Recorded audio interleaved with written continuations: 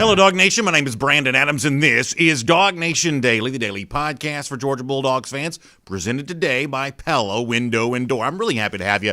I hope you had a great weekend. We're in a great mood today to start off what I think is going to be a really fun week. Always big things going on around Dog Nation. This week will be no different. Here's what's coming up on today's show. It's John Stinchcomb later on. A lot to look into with John. We actually haven't spoken in a couple of weeks, so I'm really excited about having John here. John's also on the UGA Athletic Board, so we'll get very serious and very newsy here later on. We'll dive in with John, what went on at the UGA Athletics Board meeting last week. A lot of finances were discussed and kind of the stuff around the G-Day attendance, things like that. So we'll do that with John Stinchcomb a little bit later on. Also, some fun stuff on George Pickens off the top of the program, and a very interesting statement made by a former Georgia player on last week's show that I think deserves a little bit more attention. There was also some weird stuff around the college football world over the weekend. We'll kind of cover some of that, kind of outside the UGA SEC boundary before we're done. It's just really fun to have you with us. It is DawgNation Daily, the daily podcast for Georgia Bulldogs fans, presented today by Pella Window and Door of Georgia, and it begins right now. Today's episode of DawgNation Daily is brought to you by Pella Window and Door of Georgia, viewed to be the best. Presented by DawgNation.com, this is DawgNation Daily, the daily podcast for Georgia Bulldogs fans. Here's your host, Brandon Adams. We made a promise to you a few weeks ago, and I would say that we've done okay at trying to keep this promise. Some days maybe better than others, but we said the other day that we're going to try to have a hype-free offseason, that it's very easy to kind of crown yourself as king of the offseason, number one team, national champion of the offseason. A lot of Georgia fans feel like they've been there before with their team, and so what we said was we're going to try to be really careful not to do too much of that. Obviously, we'll point out what other folks say, but we'll try not to make just too big of a deal about that and try to feed into that hype frenzy as much as at all possible. Now, what I'm about to tell you about may seem like, to the untrained ear, it may seem like we are actually not keeping up with our promise, that we're actually contributing to the hype that we say when it comes to Georgia football we're going to try to refrain from doing. It may seem like we're out of bounds on this, but there is a very specific reason I'm about to share with you what I'm going to share. The other day, CBSSports.com had its list of top third-year players, which is essentially what you have to say now, just given all the weirdness of, eligibility and extra years and things like that. The top third-year players in college football for the 2021 season. And George Pickens, the Georgia wide receiver, came up very high on that list. He was number 7 on the list from CBS Sports, a spot below LSU cornerback Derek Stingley, who came in at number 6. But it's not the ranking of Pickens on the list from CBS Sports that I thought was the most interesting. It's what the writer, in this case a good friend of ours, Barrett Sallee, what he said about Pickens that I found so fascinating. Now, as I said before, you may be tempted to say, oh, BA, this is just hype. This is rat poison. You said you weren't going to do that. But when we're done, I think you will see there's a very specific reason why I'm going down this road today. This is what Barrett Sallee, our friend, said about George Pickens on the pages of CBSSports.com, ranking him number 7, talking about the kind of up and down moments for Pickens, certainly last year over the course of his first 2 years there at Georgia. Sallee sums it up on George Pickens this way. Now that JT Daniels is entrenched as the starting Georgia quarterback, Barrett Sallee at CBS Sports says that George Pickens should push 1,200 yards. Boy, wouldn't that be interesting? Obviously, we know there's only one all-time, 1,000-yard receiver in Georgia football history. There's only been one in the program's history. That's obviously our buddy Terrence Edwards. So Pickens just joining that group of previous, 1,000-yard, receivers would be a very big deal. But this to me is a bigger deal for another reason. Given where things stand with Georgia, Georgia's been a top 10 team now for basically every year since Kirby Smart kind of got things going in 2017. Georgia's won the SEC East 3 times. Georgia's clearly a upper tier program within college football, right? There's that final threshold they're trying to cross over, that final barrier they're trying to get past when it comes to, winning the SEC again, toppling Alabama, winning the national championship. But there is so much that Georgia has done that most of the accomplishments during the season can almost seem commonplace, a little bit blasé. Is that the word that I'm looking for here? It can almost be kind of hard for a Georgia fan to figure out, well, how good is my team really until I get a chance to face a team like Alabama in the SEC championship, until I get a chance to kind of go out there and do that. at how good is my team really? How, are we getting to where we need to be? What is the measuring stick for Georgia beyond just a big-time matchup in the SEC championship, or maybe getting some revenge against Florida come October, things along those lines. Sometimes measuring progress for Georgia can be really a difficult thing to do.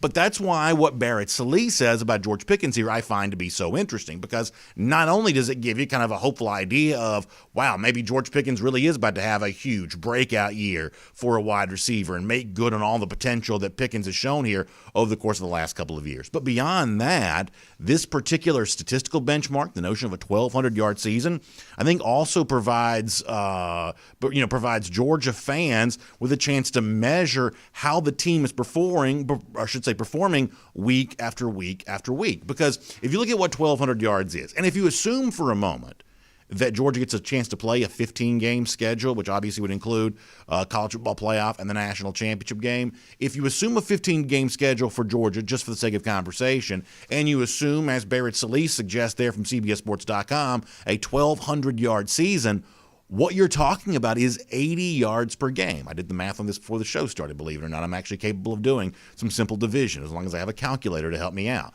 So 15 games, 1,200 yards, that's 80 yards a game. And that may not sound too daunting, but the fact of the matter is Pickens only exceeded 80 yards 6 times in his Georgia career. He did that 3 times a year ago in 2020, which was an injury-shortened season for him, and he did that 3 times back in 2019. So for as good as George Pickens has been for Georgia, and as lofty as the 1,200-yard seasons sounds here for 2021, it's important to point out the game-by-game benchmark that requires 80 yards per game, Pickens only done that 6 times here through 2 years.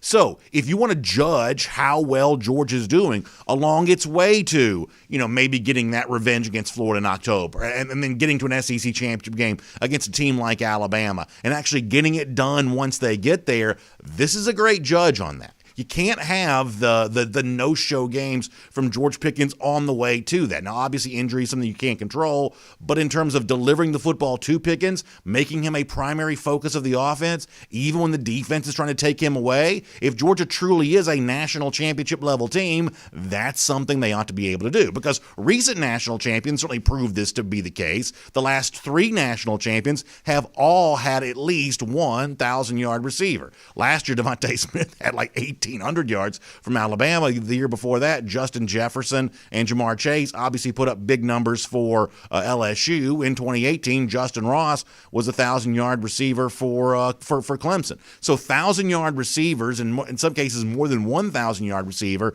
has been a pretty interesting hallmark that recent national champions have had. And if Georgia wants to join that group in 2021, expecting Pickens to exceed that 1,000-yard mark, that's just about a prerequisite. So to kind of sum all of this up, the reason I bring this up, Barrett Sallee saying that George Pickens could have this really big year, if you're a Georgia fan, it's kind of fun to think about that as a possibility, but it's actually a little bit more than just kind of a fun luxury. This may be a true necessity, that if Georgia wants to get there, you've got to have a big year like this from Pickens. Otherwise, you're just a phony pretender along the way to a national championship. And how do you get to 1,200 yards? You show up and you produce each and every game. You devise a game plan that gets Pickens the ball no matter what defenses are trying to do to stop it. That's 80 yards per game, a very interesting number to watch for when it comes to Pickens this upcoming season. Now, let me kind of shift gears to something slightly different, although kind of in the same vein.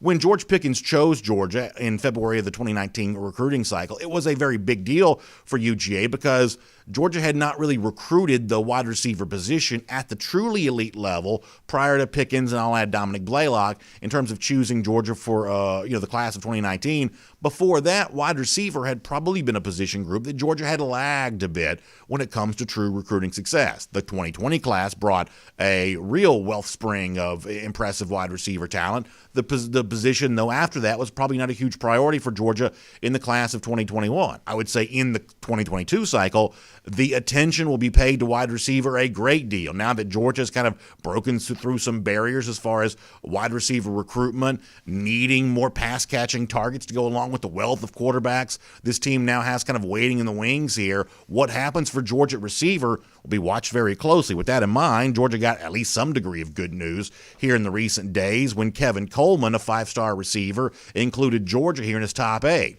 Pretty cool graphic from Hayes Fawcett out there for that. You see Coleman including Alabama and Oregon and USC and Texas, Georgia going along with Penn State, Florida State, and Arizona State. So there's all kinds of programs listed here, but Georgia kind of mentioned in the top 8 is at least something. And as we said before, it's a part of what's going to be a major storyline for the class of 2022, how Georgia does with elite wide receiver talent. As I said before, it's been very interesting to watch the way that Georgia has collected quarterbacks. Obviously, JT Daniels as an entrenched starter right now. He, a former 5-star. Waiting the wings after him, potentially Brock Vandagriff, himself also a former 5-star. And then Gunnar Stockton coming in for the class of 2022. Stop me if you've heard this before, another 5-star quarterback coming into Georgia.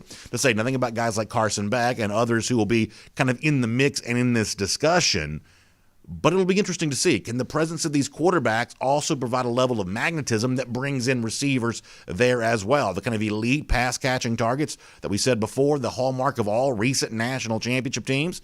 That's going to be the big story here for Georgia in the class of 2022. A lot of attention being paid to skill position guys, quarterback in particular, and I guess the first domino in that potentially falling is a 5-star guy, including Georgia there in his top 8. We'll continue to follow all these stories for you here on our program, and of course checking in all the DawgNation recruiting news at DawgNation.com as well.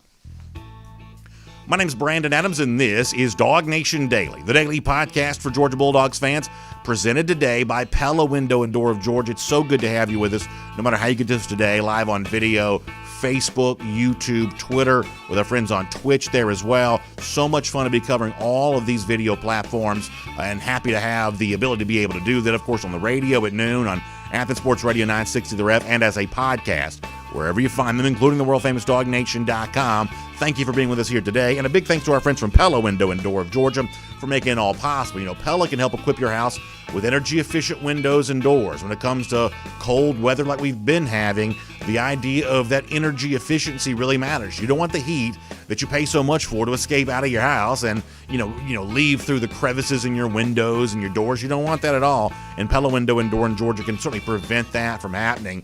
This is a great situation because Pella's obviously a nationally known name, so you get the resources that come from a big company like that, but they're a locally owned branch right here in Georgia there as well, which means you get that expert service that you would come to expect from a family-owned company. So you get both of those when it comes to Pella Window and Door of Georgia. Also right now through April 1st, great offer for you to take advantage of. You can get 10% off an entire project or no payments, no interest for 12 months. Unbelievable savings on that. As I said, between now and April 1st, take advantage of that.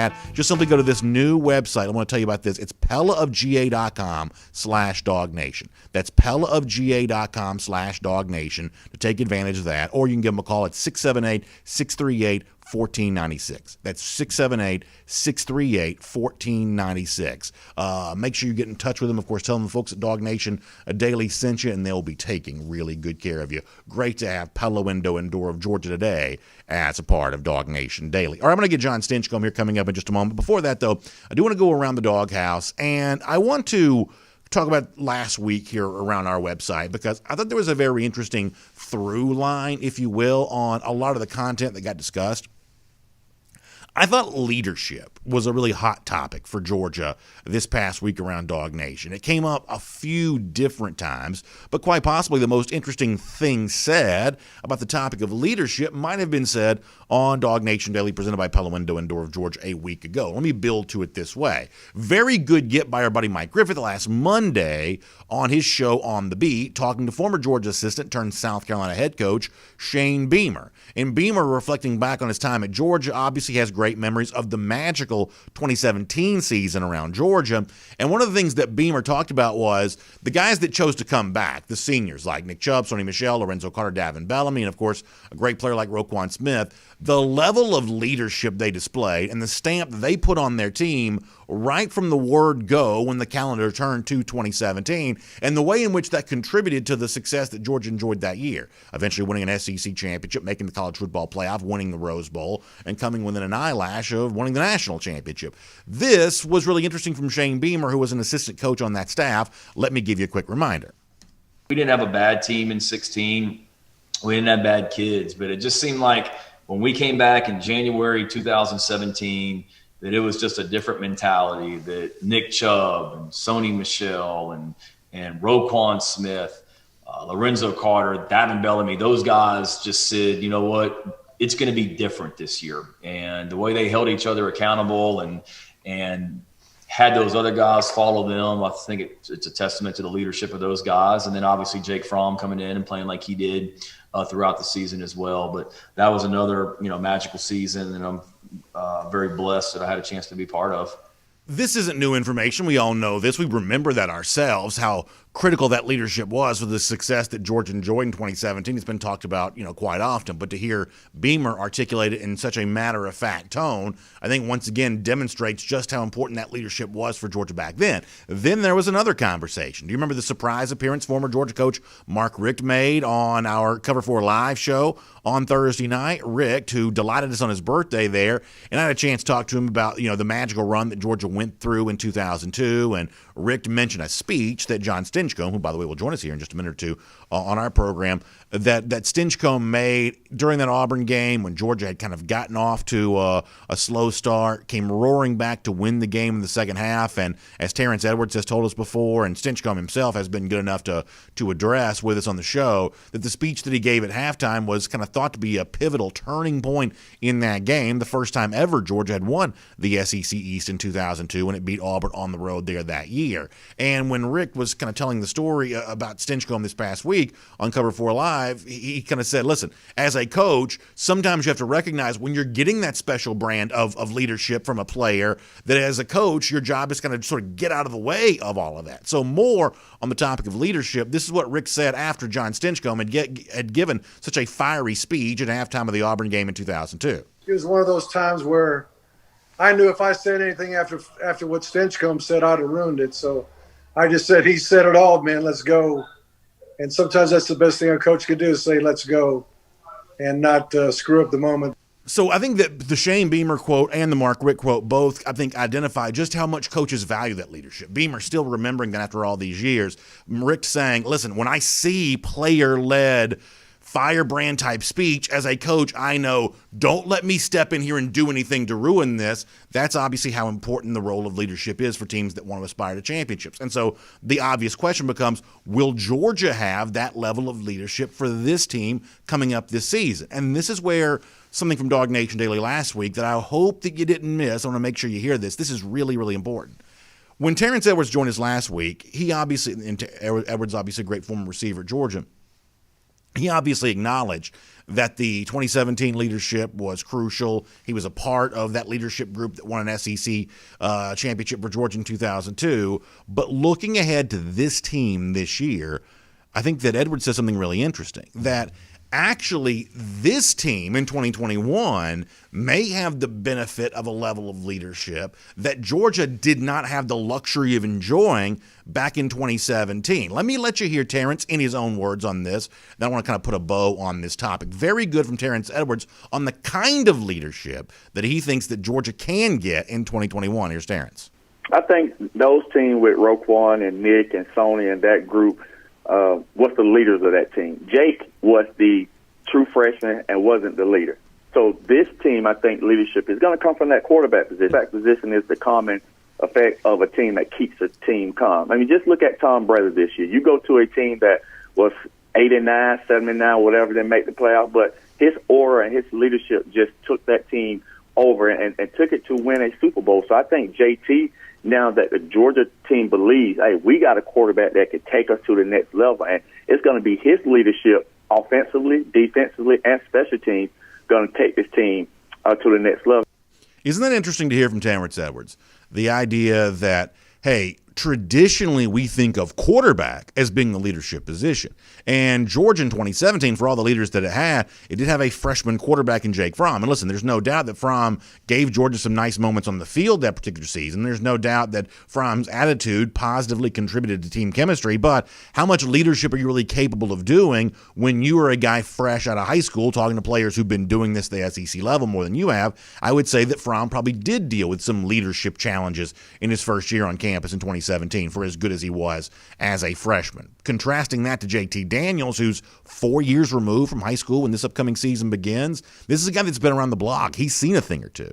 And his ability to be a more natural leader, the way we've come to expect quarterbacks to be. Edwards cites Tom Brady, the leadership he's shown for a number of years in the NFL. That's high praise and a tough comparison for a guy like JT Daniels to live up to. But the spirit of what Edwards says makes a ton of sense. That when you do have the quarterback who kind of takes on the mantle of leadership, all of a sudden that desperate need to have leaders step up, that important quotient in any championship team, Georgia may actually have a degree of that for 2021 that it hasn't always had the luxury of enjoying under Kirby Smart. I think that's really interesting from Edwards and certainly an idea worth considering as we watch leaders take shape for Georgia this upcoming year. That is Around the Doghouse here on our program here today. Before I bring on John Stinchcomb, let me give a big shout out here because I think a really fun thing is going on around the state of Georgia today. And I want to make sure that you are aware of that. The Food Industry Association, along with Georgia Governor Brian Kemp, has declared today Supermarket Employee Day. It's a great time for us to recognize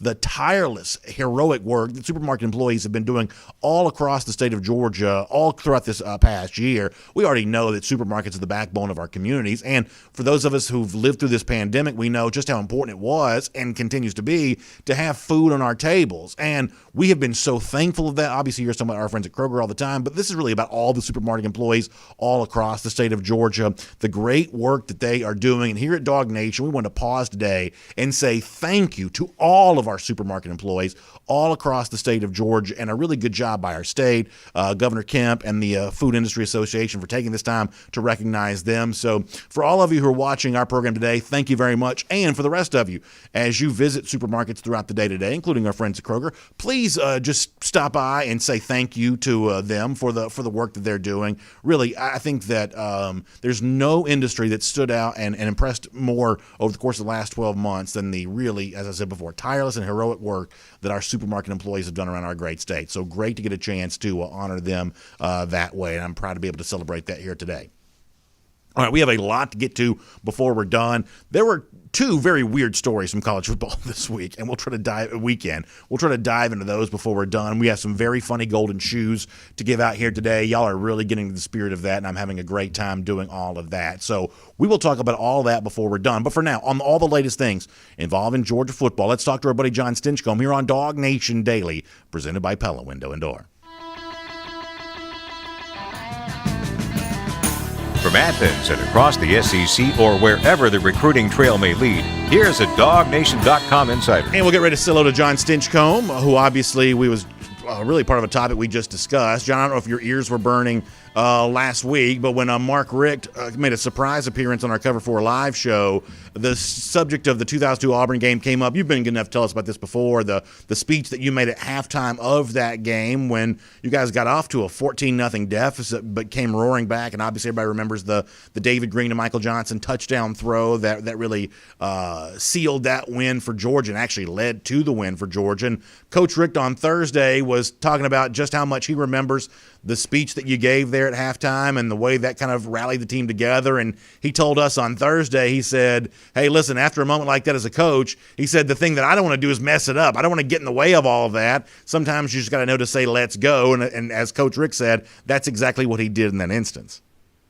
Well, I like to fish, B.A., and sometimes I feel like my memories have turned into old fishing stories where a 1-pound bass has all of a sudden become a wall hanger. So I appreciate Coach Richt fondly remembering that experience. It was certainly a great memory for me, and just glad to be a part of it. It's always fun to be a part of a big win that is memorable. And my reason for bringing that up is not to embarrass you. It's for really something else that your former teammate Terrence Edwards said on the show last week, which is, as I said to our audience before you came on, it seemed like we talked a lot about leadership last week. Shane Beamer was talking about the great contribution that Georgia got in 2017 from all those, Carter, Bellamy, Roquan, Chubb, Michelle group. And what Terrence Edwards said is, because obviously Georgia fans want to know, can you get that level of leadership for this year's team? We obviously understand how important that's been for Georgia in the past. But Terrence brought up a really good point. This is actually the point I want you to address. He said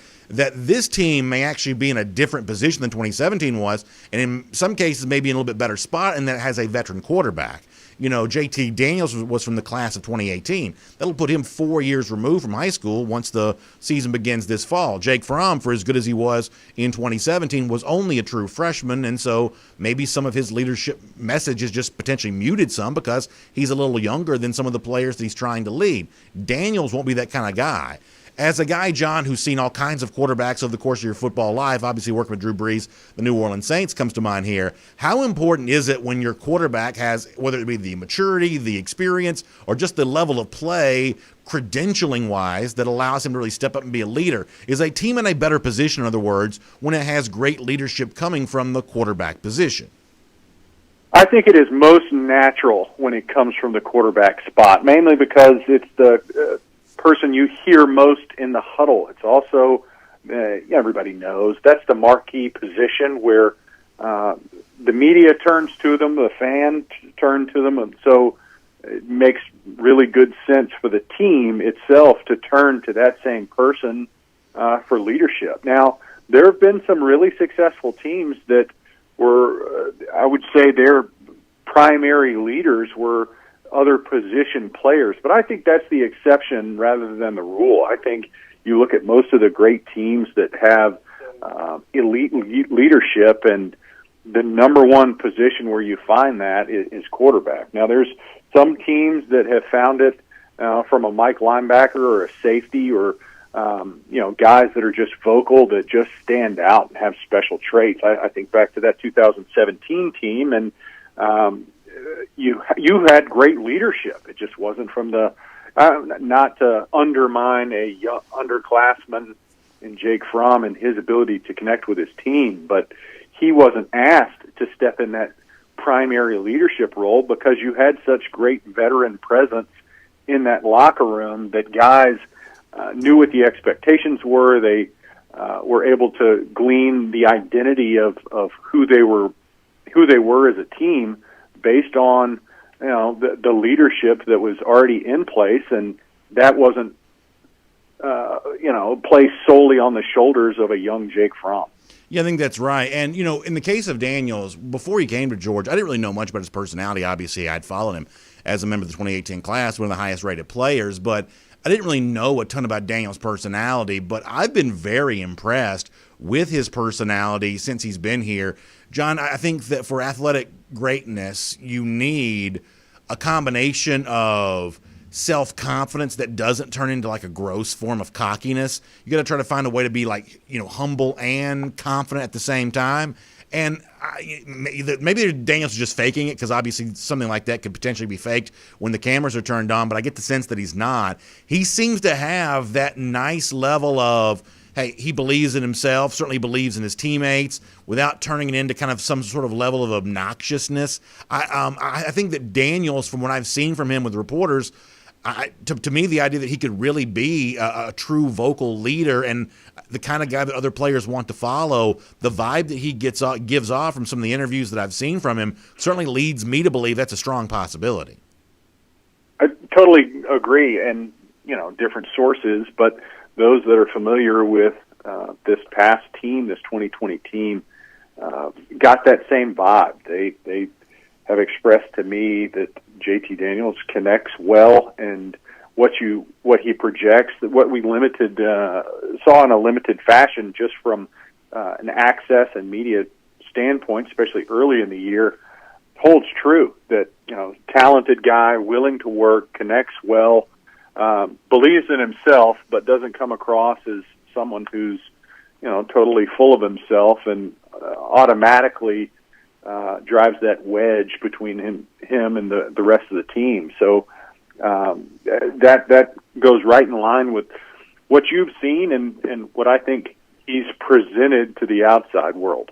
Yeah, I think it's exactly right. Let me transition here to something else. You were obviously a part of the athletic board meeting last week, John, and the reporting that comes out of that is that it seems like Georgia has kind of weathered the pandemic as well as I guess probably could be done. The budget shortfall is going to be less than projected. Georgia still, lost money last year, I guess, but not as much as maybe it could have been because of fans who, opting out of their tickets, chose to kind of leave some money in the coffers, which enabled Georgia to kind of keep the financial train running there a little bit.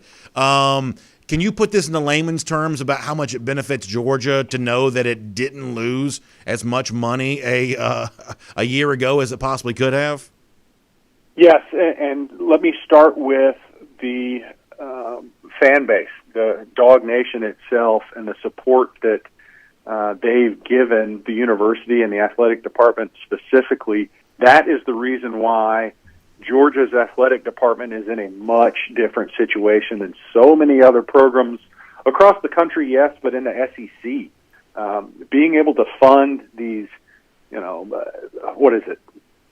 8-figure builds that so many universities are doing off of dollars that are current and raised, put us in a much different situation than many of these other teams that have these huge facilities going up, but yet we all faced the pandemic and everybody was experiencing a shortfall. So credit first goes to the fan base. Second, Ryan Nesbitt and Greg McGarity. Ryan Nesbitt's the finance guy off of the athletic board, and Greg McGarity, obviously athletic director for so many years.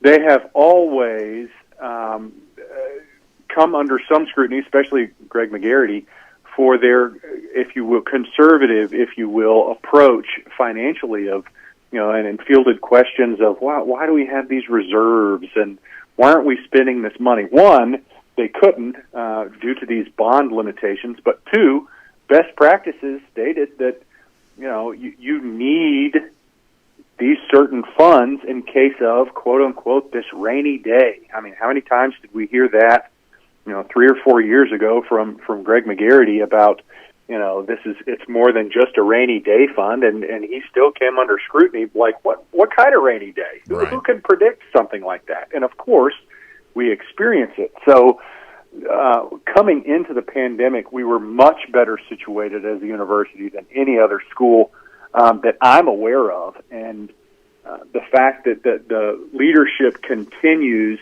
to provide the level of services and build, that this Buttsmere project, huge project, was well underway when the pandemic hits, and we're still progressing. It's still on target, and there's a lot of other programs that have had to pull the brakes and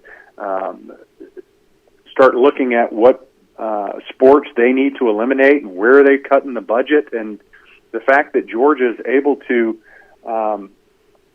continue at the level of care and provision for their student athletes and build in the university despite not having the funds that most programs expect. You're looking at $153 million plus or minus budget on an annual basis, and to not have ticket income for football games or truncated seasons for basketball and pretty much every sport that was affected, all those income revenues have very much been affected. And to be able to weather the storm like Georgia has is a testament to the commitment Greg McGarity's made and really the entire athletic department has made, which has continued on through Josh Brooks, to do things with fiscal responsibility and in a way that protects the university long term. Something else that came up in the meeting that I'm curious your take on, I've been very frustrated by the extension of the NCAA recruiting dead period, and that's preventing coaches from kind of being on the road, seeing recruits, and recruits getting a chance to visit campuses. And I did see a quote from UGA President Jerry Moorhead about how maybe the world of recruiting could never go back completely the way that it was with all the open periods of recruiting, and that maybe some of this may be done on Zoom permanently in the future, more I guess virtual visits as opposed to full-fledged visits. First of all, I don't want to put any words in his mouth necessarily, but given the frustration I think a lot of people have about the way in which this has been handled at the NCAA level, what Moorhead said about that last week kind of got my attention. What was your kind of takeaway from that portion of what Jerry Moorhead had to say? Right. Well, I think we all know that the recruiting world has almost become the Wild West, and the amount of time that's dedicated. We saw a major shift when the early signing period was created just a few years ago, and how much that affected high school recruiting and when it was done and when you can expect these 4- and 5-star guys to put their name on the dotted line. I think it's just part of the evolution. They're trying to, I think, utilize an opportunity that was presented, if you will, from this pandemic to say, maybe there's a better way, more efficient way to recruit these young student athletes that isn't quite as demanding, both financially and also on the time and resources of the players themselves, the coaches, and the universities. So, I think they're looking at it as a holistic, is there an opportunity here to kind of adjust the way things are done that may not require, Georgia's at the top of the list when you look at the amount of financial or dollars spent recruiting. And if there's a way to more efficiently accomplish those things, I think they're going to look at them. With that said, it's hard to replace those in-person experiences and what high schoolers pull from that. I mean, being on campus, connecting with the coach, connecting with the teams, I think is irreplaceable. But there's other ways that you can supplement that, and I think that's what's being looked at right now. Let me go back to on the field, just to kind of wrap up our conversation here a little bit. I think it's really interesting that, last week ESPN gave some attention to 5-star linebacker Smile Monda and Georgia signing, and I think some Georgia fans were actually a little bit surprised by it because I don't know that a lot of Georgia fans think that Monda, and given how deep that Georgia is at linebacker, is going to have the kind of chance to impress that ESPN last week said that he could. And, I think you see the same kind of thing with like Amarius Mims, another 5-star type guy where, when you and I talk about the future of the Georgia offensive line for this upcoming season, I think we'll mention guys who've been here on campus more so than a guy like Mims, who's as good a prospect as maybe Georgia signed. But this is just a deeper program than it was when Andrew Thomas was a day one starter in 2017. And, guys like that we've kind of seen do that. To me, John, this speaks to the program depth that Georgia's developing, whereas as many 5-stars Georgia's brought in, they just brought in a very impressive crop for 2021. It's almost like there's less expected of those guys from day one than there used to be, and to me that's a really good thing. We may be pleasantly surprised, and maybe Mondon this year could actually be as good as ESPN says that he could. And who knows what Mims is doing by the time the year is done. But the way in which we're not, as fans, I am one, expecting someone to kind of step in and save Georgia as a first-year player, that's not something that Georgia has to do necessarily in 2021. To me, that shows program growth. Do you agree?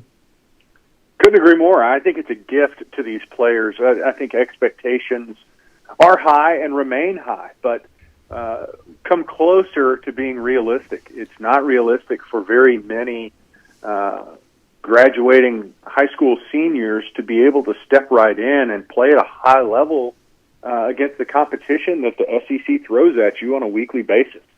I think what's much more realistic is role play and recognizing there's opportunity for on-the-field skill development, but maybe not in a primary role for especially linebackers where, I think of Nakobe Dean a couple of years ago where, he got some good quality snaps, but most certainly wasn't the guy straight out of high school that you need. We don't need you to step in and fill this gap that otherwise is a glaring void on the roster. What I think, as you mentioned Amarius Mims, what I think is much more important is how's the development of Roderick Jones and Tate Ratledge and Clay Webb and Cedric Von Pond Granger, guys that have been in the program now for a year or two that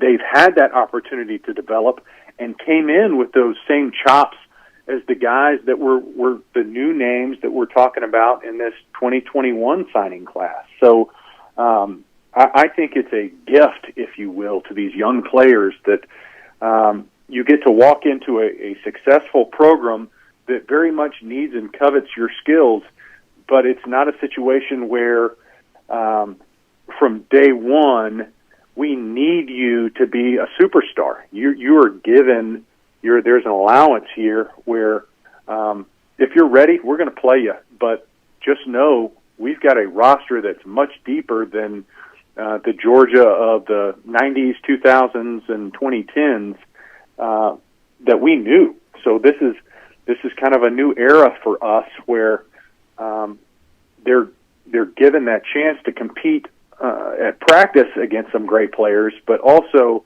given a chance to develop, and once they're ready, can be thrown into the fire, but it's not out of necessity because there's no one else from which they need to compete with. John, really good stuff. Thank you so much for being here on DawgNation Daily, presented by Pella Window and Door of Georgia today. I appreciate your insight as always, and I will look forward to speaking to you soon as well. Always a good time. Go Dogs. Let's take a look around the rest of the league. This is SEC Through. Fun to talk to John Stinchcomb here on a Monday on DawgNation Daily, presented by Pella Window and Door of Georgia. Also fun to give you some SEC news, which we'll do coming up, and actually a couple of things not necessarily related to the SEC, but just too interesting not to at least discuss. We'll do that coming up. Before that, though, let me give a shout-out to my friends at Merriweather and Tharp. Of course, you know them as good friends of ours here on DawgNation Daily, but they're also big Georgia fans as well. Bob Tharp, his entire family, they love the dogs. They love, being around what's going on with UGA, and they truly believe in their mission to be an advocate for you if you find yourself going through a divorce. And some of you, unfortunately, will have to do that in 2021. And I can tell you this right now, having good people working with you will make that process go so much smoother. Obviously, divorce impacts a lot of things. Relationship with your family and children, your finances, all of that kind of stuff. Merriweather and Tharp understands that. Your questions about the divorce process, they have answers for you on that. Some of it, by the way, comes via free resources, podcast posts, blogs, initial consultation with one of their attorneys. They're going to do a lot for you along the way, but the first step belongs to you. Take the step to learn about Merriweather and Tharp and set up that initial consultation. Please go to this website, theatlantadivorceteam.com. That's theatlantadivorceteam.com. That'll get you in touch with my friends at Merriweather and Tharp. All right, so I'm not even really sure what this means, and it's probably not even that important, but it is really, really interesting. First of all, FCS football this weekend. Kind of nice to have that going on. It was fun. There was a lot, out there. I saw where Lindsey Scott, the former LSU quarterback, no relation to the former Georgia wide receiver, is now at Nickel State. They put up a number on whoever it was they're playing. 80-something points they put up. Lindsey Scott, the former LSU receiver, big play there for the Colonels of Nickel State. What else did I see from the FCS world this weekend? I saw New Mexico State, which is not an FCS team, but absolutely got drilled by I don't even know. So it wasn't a great weekend for everybody involved. And it was a very interesting weekend for Jackson State. That's obviously Deion Sanders' team. What a strange turn of events. Sanders wins his coaching debut. There's a ton of attention paid to Sanders there with the Bulldogs of Jackson State. But then after the game, Sanders got very emotional in talking about having what he described as his stuff stolen. Phone, credit cards. He said he happened to be wearing his chains, therefore they didn't get stolen. Then there was some initial claims from Jackson State that Sanders was wrong. His stuff wasn't stolen. It was just misplaced. Sanders then went on social media and was firing back at people who said that his stuff was not stolen. In this case, his own bosses there at Jackson State, pushing back against media reports that wasn't true, saying that it had been stolen. Then eventually Jackson State, one of their associate athletic director types, goes back to social media and gave a new statement that more closely resembled what Sanders had initially said, which is that, I don't know, that whether it was stolen, whether it was misplaced, whatever else.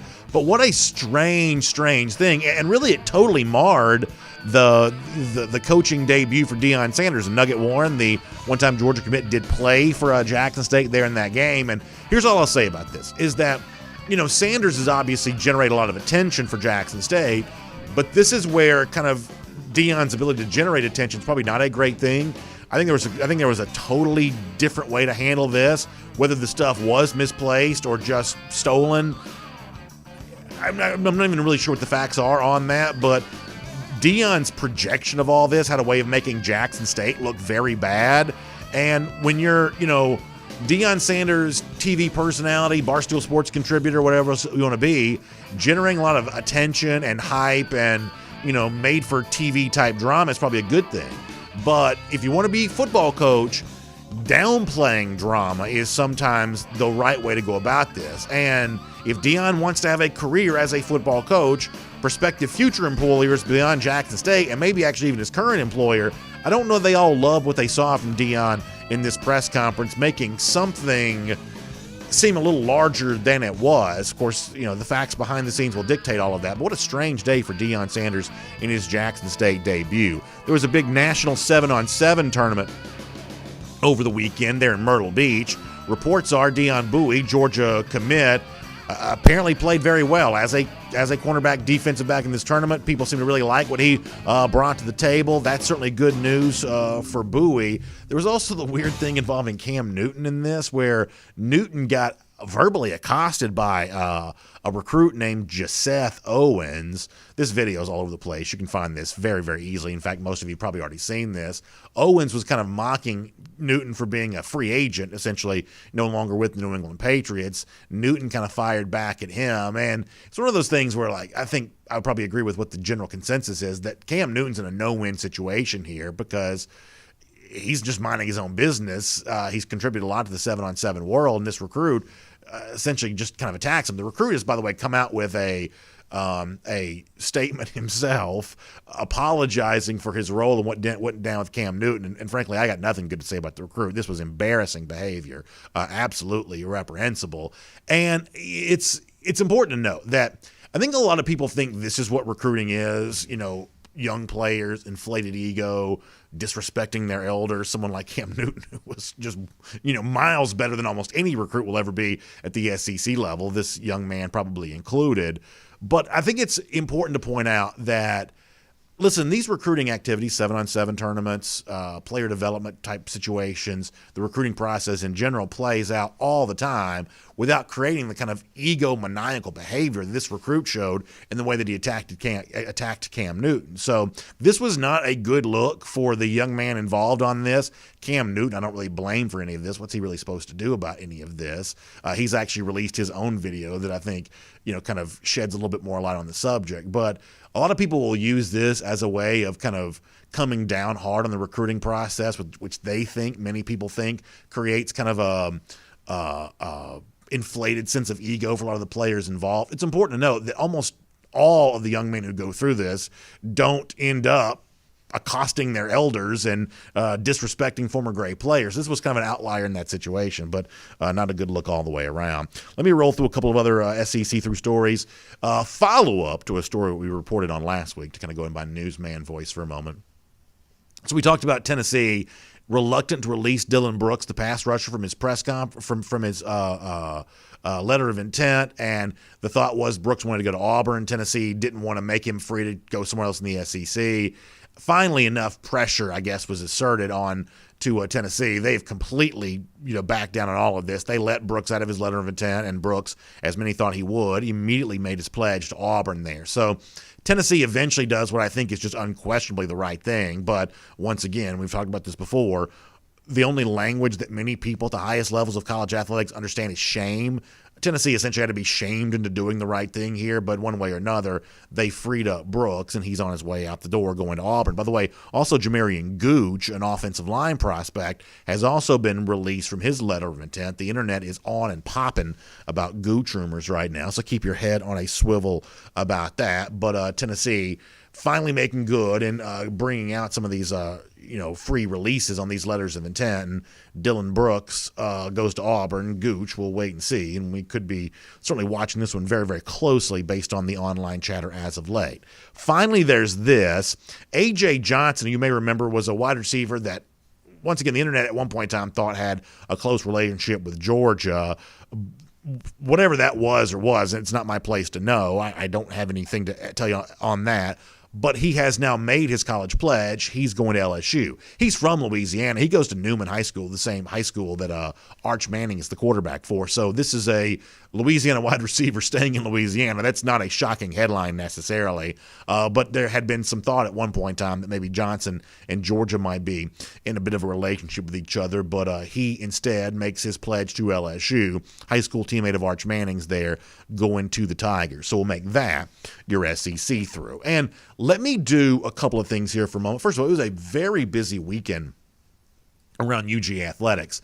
Huge shout out to Joni Taylor's Lady Dogs team. I told you guys, this has been a fun team to watch. We were in on the ground floor of the, to mix metaphors here, the Joni Taylor UGA Lady Dogs bandwagon. We were in on them early in the season. They got another big win on Sunday. Season sweep of the Lady Vols. First time that's happened for Georgia since 1985. Lady Dogs in great position for the NCAA tournament.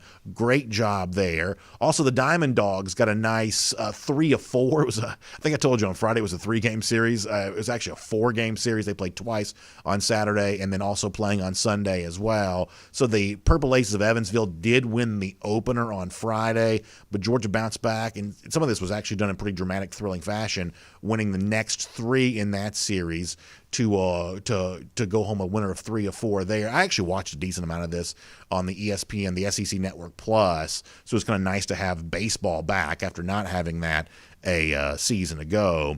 And, of course, men's basketball team, some struggles early against Florida, comeback once again, not quite able to get that done. So Georgia basketball drops a game against Florida that obviously had been circled given the fact that Georgia had been pretty hot coming into that after the ranked win against Missouri, but not able to keep that momentum going there against Florida. So we'll get ready to wrap up the program, and a lot of golden shoes to give out today. Let me roll through these pretty quick. Yeah, I've gotten pretty fun with some of this. First of all, how about our buddy Mad Dog, frequent contributor? He gives us the tables turn here with the famous gif of the, or whatever you call this, meme, I guess you'd say, of the guy looking at the Georgia Bulldogs, the new in vogue fashion for 2021. Pretty good job by Mad Dog on that. Frequent winner here. How about Ben Green, who also a frequent winner now. We've had a lot of talk about the props we have on the desk. Ben Green gave us his artist rendering of what it would look like if everybody got their way, and we got all the props on the stage that people wanted. This is very funny for Ben Green. Who knows? Maybe that's what the desk will look like eventually. Very funny stuff there from Ben Green. Also, this is a movie reference that came up. Can I see the other one on that for a second? Yeah, Glenn Edmonds gives us the golden shoes now for sale at Marshall's. That's really funny. I like that from Glenn Edmonds. Maybe 1 or 2 more before we get ready to go here. How about our Gator Hater countdown? Let's just go ahead and do that and get ready to sign off for today. How about 250 days Gator Hater countdown? That's when the dog's going to beat those lousy, stinking Gators. Fun golden shoe submissions. Thanks for sending those in. We'll see you tomorrow. DawgNation Daily, presented by Pella Window and Door. And on video, time now for our R.S. Andrews Cool Down. We'll take your comments here on both Facebook and YouTube, and we'll thank our friends at R.S. Andrews for making it all possible. We'll do some Twitch comments, things like that eventually once I figure out how to get over there on Twitch. But we just really appreciate you being here with us today, and we'll do a few minutes worth of your comments for now, and then we'll bounce on out of here after that. Hope all of you had a great weekend. I had a nice weekend. Got a chance to hang out with some friends, a little baseball with my son. Good stuff all the way around.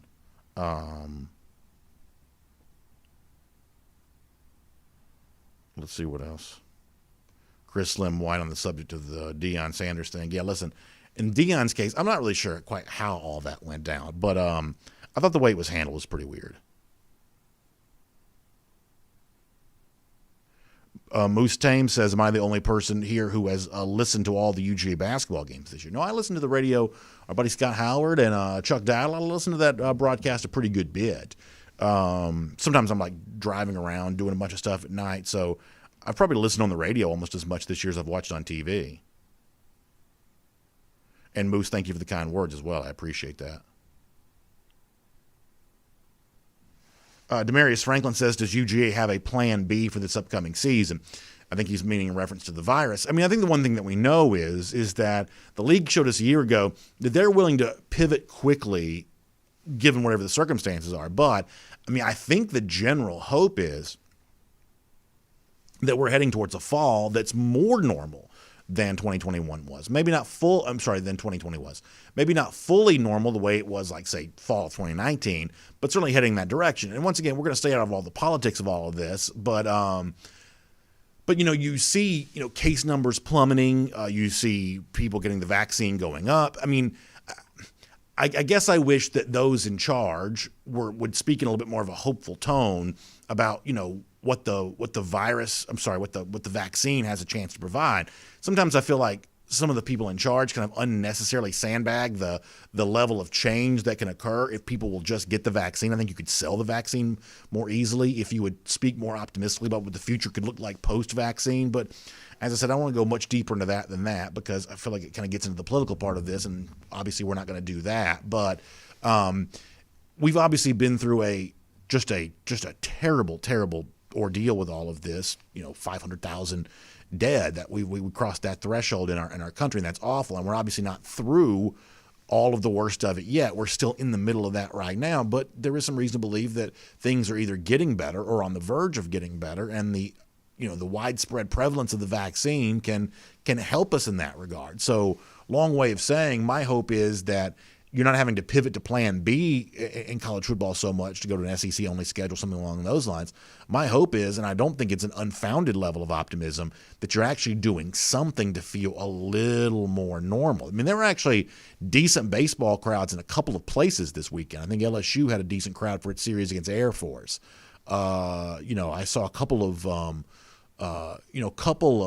baseball stadiums that, looked like they had some fans going on. So there's that.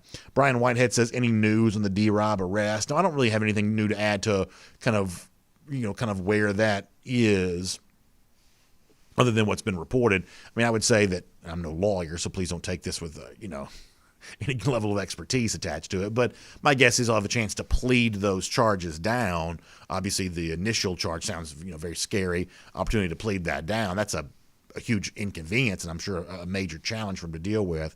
But I don't have anything more to add to that than that. Calvin Sanders says, I pray that something happens sooner than we think. I miss being in Sanford with a packed house. Nothing like that on a Saturday night. Calvin's 100% right about that. And I think the one thing that we really see from all of this, and I've said this before, is that fans matter. I mean, you look at sports across the board, the ratings are down. Even for the NFL Super Bowl, the ratings were down this year.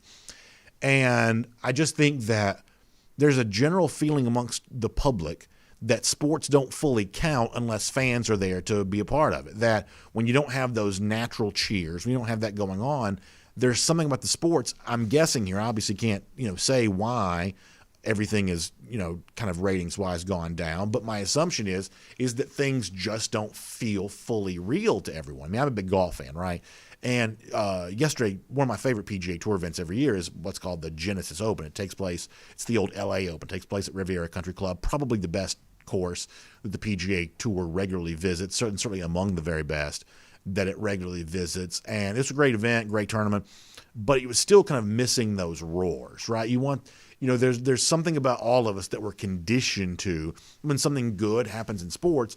We want to hear some cheering. It just reminds us that it was a good thing, right? It's why sitcoms in the 80s had laugh tracks. It just, just something to kind of validate what it is that you are experiencing. And there's been too little of that in sports this year. And I guess when all this pandemic stuff happened, I guess I sort of thought that the games being on TV would just be enough. The people would actually come roaring back to them, rushing back to them because people are that hungry for them.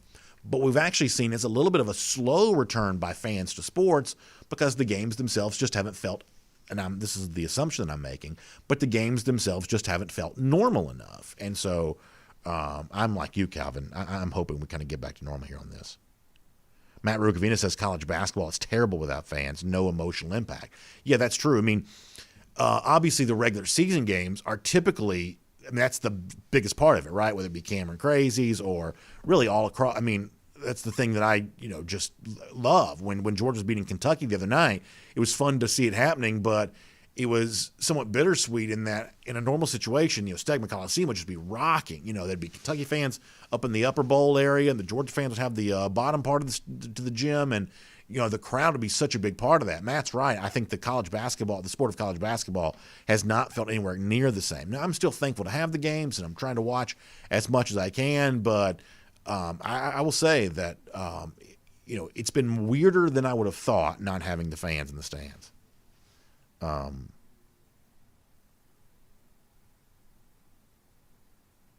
Bill Sanders says would love to be in a full Sanford Stadium. Nothing better. Randy Hall says WWE without fans. He says it's he gives you the unhappy emojis.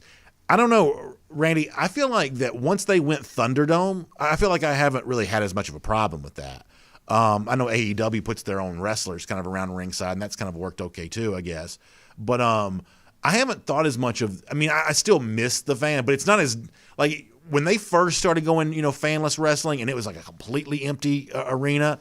That was really awkward because obviously so much of what happens in pro wrestling is designed simply to get a pop from the crowd. And so the absence of the crowd was really weird. But since they've gone Thunderdome for that, and I think they're piping in a lot more crowd noise, I haven't thought as much about that since they've done that. Robert Barnes says we need to try to keep politics out of our sports lives. To me, should be an escape from our day-to-day lives. I believe that you're right about that, Robert.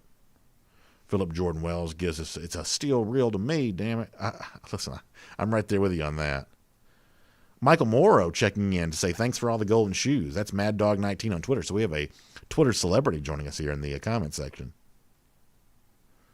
Elijah Cullum says, what's my take on the upcoming group of secondary for 2021? My take is that if Georgia does not bring in a transfer and chooses to simply go to work with what it has, I'm kind of fine with that, right? I mean, I believe that Lewis Seen could be ready to kind of take on the mantle of leadership as a safety that Richard LeCount provided. And frankly, I kind of like some of what I saw from Chris Smith. This is a hard-working dude. Chris Smith is a tough as shoe leather type guy, to give you a Jim Ross wrestling reference. I mean, Smith is not the biggest guy in the world, but you don't want to fight him. I can promise you that. I can promise you. You would not want to fight him. And so I think more of him at that safety spot is not necessarily a bad thing. And when it comes to, what you have a chance to do at cornerback, and cornerback's a spot where experience matters.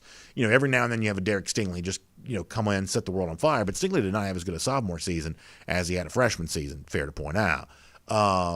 That, you put a guy like Keely Ringo out there at cornerback without experience, he may have some growing pains, very possible, but that's a big-time talent. So I certainly would agree with those who say that secondary is not a strength for Georgia. I would agree with you on that.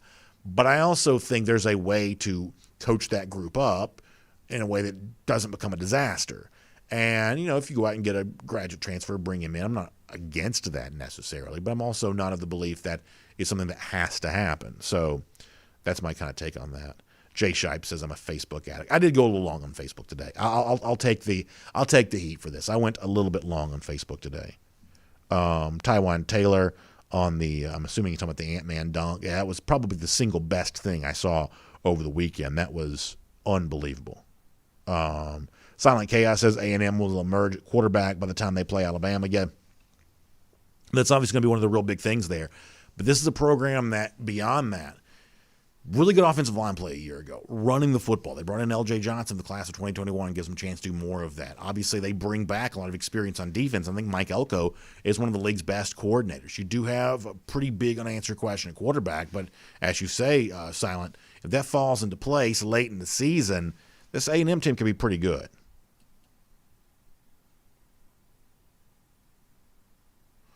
Tristan West, going back to remember the days of Caleb King. Yeah, I remember him for sure. For sure. Foster Moss wants to fast forward to September. I don't understand where you're coming from on that.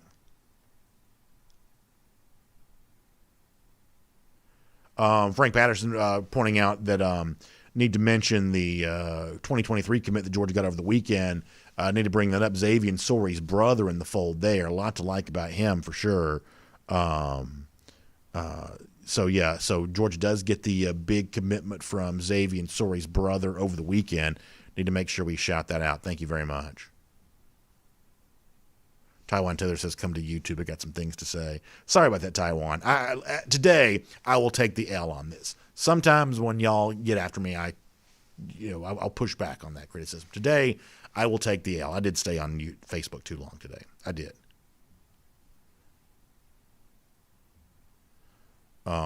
G. Grace Bama boy looking forward to Ole Miss coming to Tuscaloosa. Should be a fun game. By the way, Mad Dog checking in on both comment sections.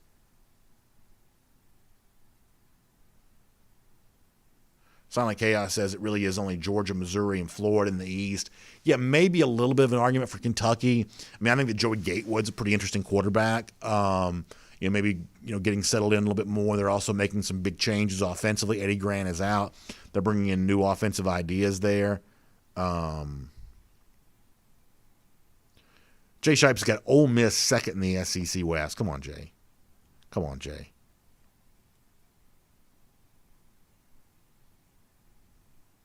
Brady Pest Management kind of talking down on LSU. I think LSU's better this upcoming season. I'll take them, Breda, Matt, as a top 15 team in the country. I'll take LSU in the top 15.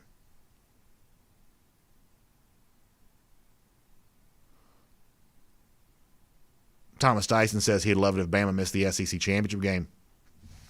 Important to note, as we said a couple times on the show, Bama's only played in 2 of the last 4 SEC championships. Now, very good chance they play it again this year because, prior to that, they had a streak of playing in it in, was it 14, 15, 16? Yeah, so they did 3 in a row, 14, 15, 16, but then missed it in 17, made it in 18, missed again in 19, made it again in 20. Bama has been pretty close to a college football sure thing, but not always in terms of winning the SEC West. Brady Pest Management says he'll take him below 16 through 25. How much are we wagering?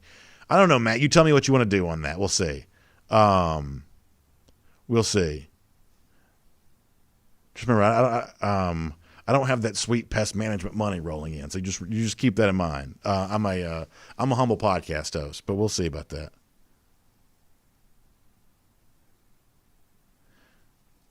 Let's see what else is going on.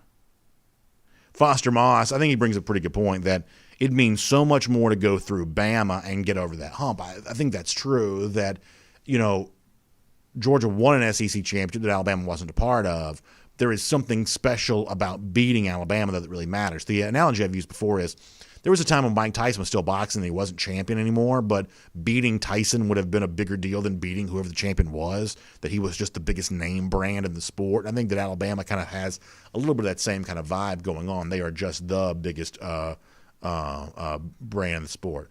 Matt Breda says $5. I'm not a big gambler. So this is where, according to FCC rules, we would not be able to actually conduct a wager on air. I don't believe there's any FCC rules governing our behavior here on streaming video. So, Matt, I will take that $5 wager. Me, 15 or higher for LSU. You, 16 or lower. We will do $5 on that. That is a gentleman's agreement right there. Should be fun. Let's see what else is happening here. A couple more, we'll get ready to go. Kylan and Susan Richter wondering if Eddie Grant has second thoughts about not taking what was reported to be a position coach offer at Georgia. Yeah, I wonder about that. I do. It's just kind of funny how things can change, especially play calling. Play calling is it's just a hard thing to do. I've been thinking about this a little bit that,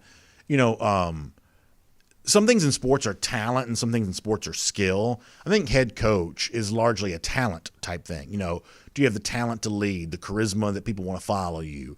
But play calling is a skill, right? It's like you can be a recluse, you can, have total antisocial personality, but if you know how to produce a play calling rhythm, you'll always have a job. Because play calling is just really hard to do, at least at the very highest level. It's not easy to do. So you can get out of favor really, really fast by just not being a very good play caller. Donnie Wilkerson says Georgia and Bama will be undefeated going to the SEC championship game, I predict. First of all, that's interesting because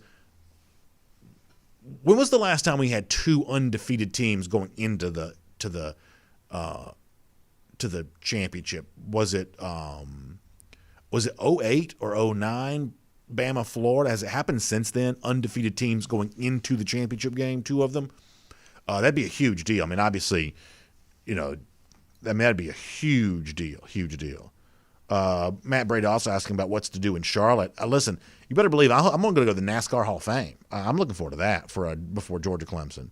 That's there in Charlotte. I'm not really sure what else is going on. North Carolina seems to be fairly strict with some of the lockdown stuff right now, but if everything falls into place, I'm hoping to do a little NASCAR Hall of Fame venture before the Georgia Clemson game. Hugh Nash, thanks for the kind words. Randy Hall, kind of Mike Leach personality as a play caller. That's a pretty good example, Randy. I appreciate that. We're getting ready to go here. What else? Keith Folt says, I just set a dangerous precedent for online betting. Yeah, listen, I can't take all your action. That's certainly for sure. I can't be the house in all of this. Jay Shipe says, whatever we'll do, we'll still be doing it with the mask on. That's probably true. But I also just went to Disney, and I wore a mask the entire time. I don't like doing it, but I did it. College game day, I would wear a mask, about 6-7 hours. I don't like it, but I managed to do it. So pretty good chance we're still wearing masks to games in fall of 2021, and it's not my preference to live, but I can survive that way if that be the case. All right, we're gonna get ready to go. Let me do Green Soldier here before we get out of here. Frank Patterson mentioning Bojangles and Lance Crackers founded in Charlotte, so there you go on that.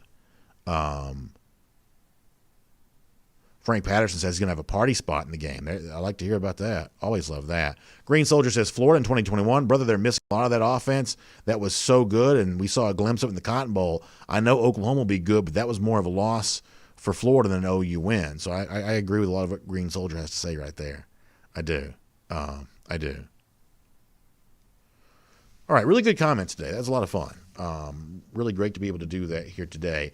Let me also give a shout out to my friends at the AJC as we get ready to get out of here today. Really fun stuff from them. Make sure you check out your Atlanta news now at ajc.com. Braves pitchers and catchers, that continues to roll on. There's an interesting column by Steve Hummer, a longtime columnist, about the possibility that Falcons might trade down. He's sort of suggesting it's something the Falcons should do.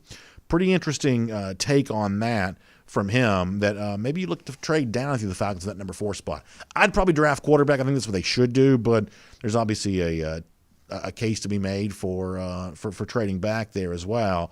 Also, a lot of discussion continuing about how the coronavirus stuff is going here in Georgia. You can follow along on all that. It's important to stay up to date on all those facts. AJC.com gives you a chance to do that. And some interesting restaurant news as well. So all of that online, Atlanta News Now at AJC.com. Thanks for being here for R.S. Andrews Cool Down. Air conditioning, heating, plumbing, electric. You can trust R.S. Andrews to do all of that for you. You can find them online at rsandrews.com, and they'll take good care of you. Y'all have a great day. I'll see you back here tomorrow. DawgNation Daily, presented by Pella Window and Door of Georgia. Look forward to seeing you then.